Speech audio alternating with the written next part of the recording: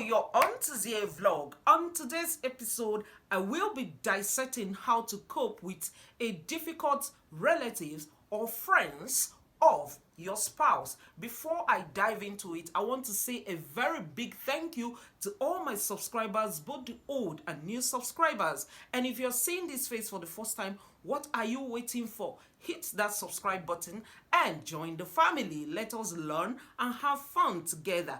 Like I said earlier, I will be telling you how to cope with that difficult friends or relatives of your spouse. We know because of our cultural or religious differences and education and stuff like that, we tend to have our individuality. Yes, and sometimes we have this thing we call personality clash. Yeah. That does not mean any one of them is a bad person. No, that's not what I'm saying. I believe all of us somehow we're on this table, directly or indirectly. So let me dive straight into it.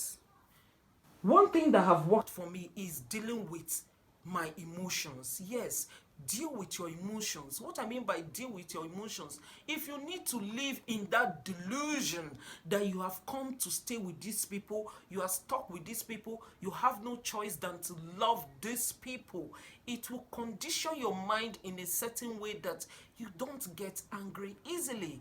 You don't see anything wrong that they do. It might actually be wrong on a good day to you, but because you have conditioned your emotions, you have dealt with your emotions, you have conditioned your mind to a certain, space, it will hardly play out as something difficult for you to cope with. Yes.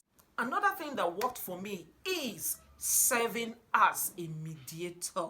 Yes, you, that spouse, you need to serve as a mediator, especially when you see that your partner is having difficulties relating with that's your relation or that's your friend. Yes, you serve as a mediator.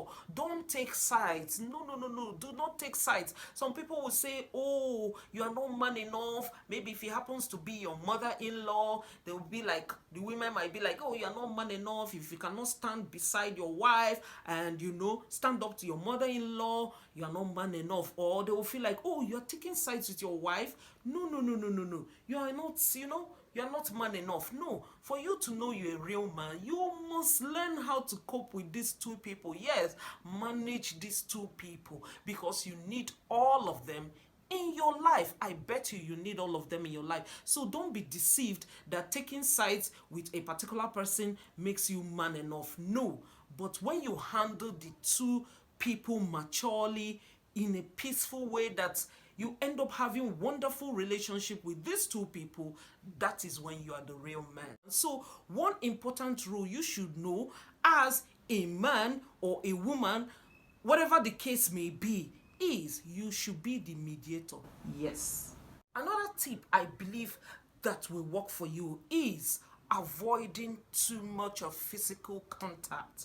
Yes, when you know that your when you come to this environment, step into this environment, the energy changes, or this person is always bringing the negative vibes, the negative energy. Reduce contact, physical contact with such person. I'm not saying you should not talk to the person or help the person in need. No, that's not what I'm talking about. But if there's a time you can, or what you can do to avoid the two of you having physical contact, to avoid that altercation or physical confrontation, you do it. Another tip that will work very well for such difficult friends or relatives is do not exchange words with them for any reason. Yes, some of these people will come into your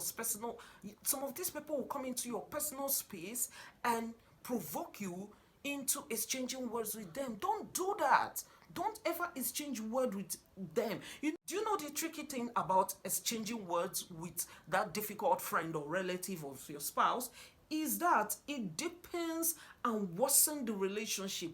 It severes it the more. When this person goes back and begin to meditate your replies or whatever you told him or her, definitely that person is not going to like you. Definitely that person is going to be fuming with anger or planning out what next to do to you. But when you don't reply, you douse the tension. Likewise, revenge. Revenge is not part of it. Don't ever think of revenging. Oh, this person has done bad to me. Don't worry. When I finally step into that house, when I marry this guy, I'm going to put him in his place. No, no, no, no. You will end up worsening the situation. So, apply these tips and tell me the results in the comment section down below. If you love this video, remember to give it a thumbs up and share it as well. See you next time. Bye-bye.